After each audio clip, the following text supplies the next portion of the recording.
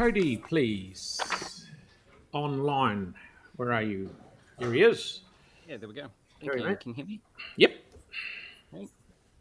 All right. Tēnā koutou katoa, and thank you for the opportunity to speak today. I'm Cody Cooper here on behalf of Greater Tautahi, a non-petition group of locals who have come together to push for a better city. Just on a personal note, I've been called a Green Party member, but at the same time, people also call me in the pockets of property developers. So it's quite a funny one to submit on this. So while we support the intent of the draft DC's policy, we would like to see it fine-tuned to better support Christchurch's long-term well-being, especially in how we grow. I guess the principle here is that intensification should be strategic. While we support the discount for smaller one-bedroom units, we only support that when it's applied in the right areas, such as the central city. So developers will build whatever's the most profitable for them. They're a business. I mean, a previous submitter actually talked about that, right? If this discount is applied too broadly, we actually risk incentivizing an oversupply of potentially one-bedroom units on the city fringe simply because it's cheaper to build there.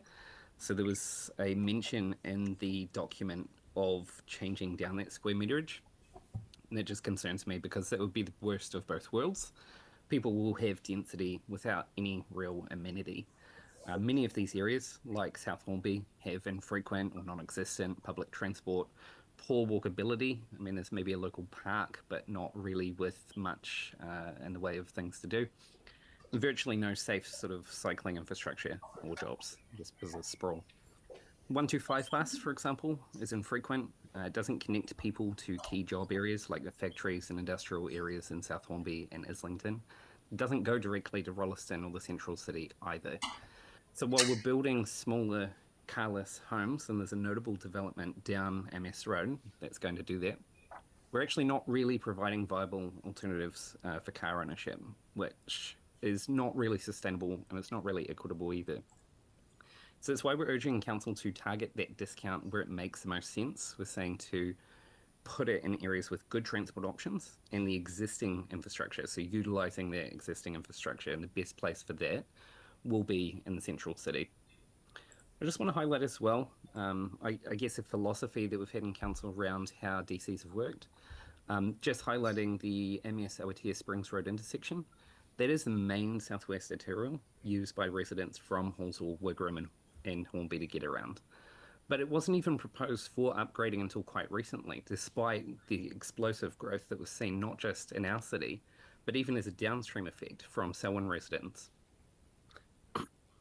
Even now, it's only being proposed to be done in halves. Just one of the two intersections will be upgraded with the funding that's currently proposed. And it just reminds me about what happened recently on Deans Avenue, where we had two sides of the same pedestrian crossing decided on by two different boards at two different times, with effectively might as well have been two different sets of funding. And we just can't keep taking this kind of piecemeal approach. Riccarton is growing, as in the case of Deans, but so is our southwest and the rest of our city. So is Selwyn. So if we're serious about managing growth, we need to fund that key infrastructure up front from development contributions and plan with real foresight. Wigram used to be farmland. We had time to get this right 10 years ago. Instead, we're going to end up retrofitting that infrastructure well after the growth has arrived. And it's disruptive for residents too. So what I'm saying is when we do commit to projects, let's do them properly, let's do them once, and have laser focus on actually delivering those projects on time and on budget. Just want to ask as well, where is the transparency? DC charges, as far as I could see, haven't really gone up for the average household, but they have been rebalanced. And I just question, in the southwest, neighbourhood parks charges now something like $5,000. It's among the highest in the city. And I just question why that is. If new parks or land acquisition are needed, that's understandable. But residents really deserve clear, itemised information about where this money's going. People are still waiting on basic things like footpaths in areas where we've already collected DCs for those to be built. That's not acceptable, and it just undermines trust in council. And again, back to the previous submitter, it was describing, it's going to be a couple of $100,000 for this, that, and the next thing. And there weren't even real things, right, in terms of what we need to collect that money for.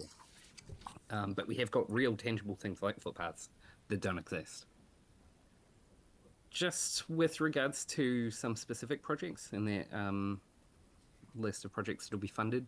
So while we support investment in public transport, we're just questioning there's a very large, as far as I can tell, it's new $460 charge for PT Futures. And that's poorly explained. It's not clear if that's funding a future mass rapid transit line. Is it funding a business case? Is it funding bus priority? Nobody really seems to know, and that's a problem because $460 is actually quite a lot of money to add to a new home. I know if I was going to go and drop $460, I'd at least think that I could explain it to someone.